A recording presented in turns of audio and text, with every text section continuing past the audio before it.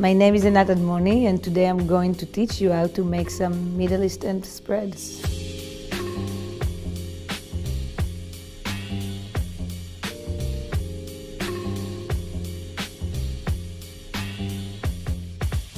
So I'm making hummus or hummus.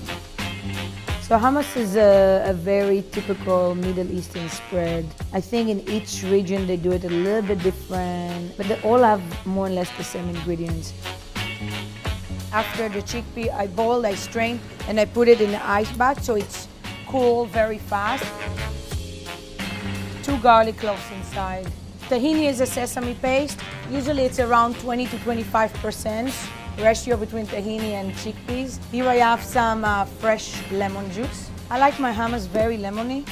You can cut the lemon. A little bit cumin, ground cumin, and a little bit more salt, black pepper.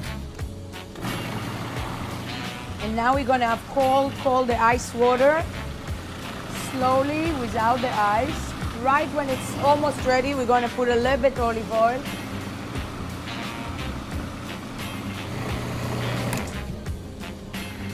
Beautiful. This is beautiful, smooth, nice light color of chickpea.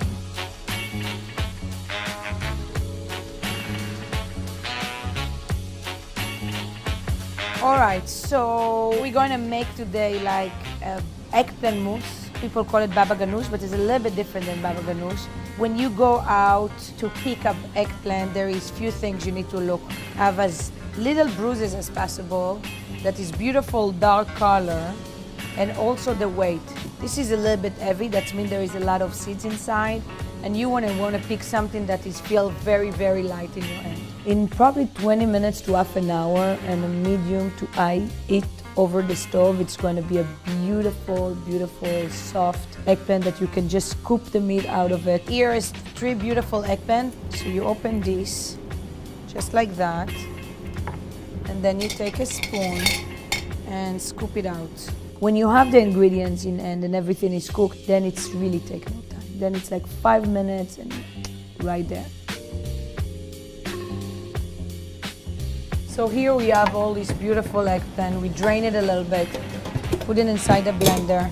We're going to put some tahini, and then we're going to put some yogurt, a little bit fresh lemon juice, salt, fresh pepper. The honey does it just kill the bitterness and it's make it very balanced. I really like that trick. I'm going to start very slow.